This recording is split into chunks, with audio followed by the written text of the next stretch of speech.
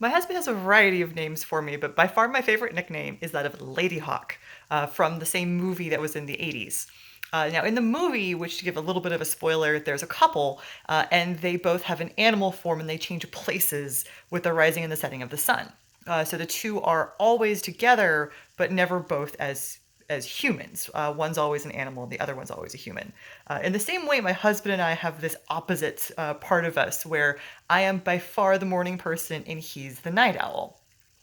Now, while this might drive some people nuts because there are definitely weeks where it seems like I don't see him, even though we live together, because I'll get up early, go to work, and by the time I come home, I'm tired, eat dinner, and fall into bed. This actually usually works out to our advantage, as if there's a party that I'd like to go to that's in the evening, Will does all the driving.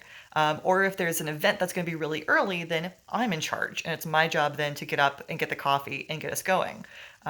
Will takes care of things in the evening, I do in the morning. When we first got Riker, who's hanging out over here, he was pretty terrible at going to bed. And so we actually had to kennel him every night. But we only kenneled him when we were both asleep, which means he would go into the kennel whenever Will went to bed around midnight ish.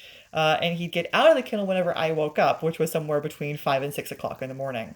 So even though, yes, he was in his kennel, it was for a max of 6 hours at a time. So we never really felt that guilty. Um, so yeah, but that's one of my favorite nicknames, and it's definitely one of the things that makes our relationship work. Whereas I know for others it may be a challenge, but it actually works out really well for the two of us.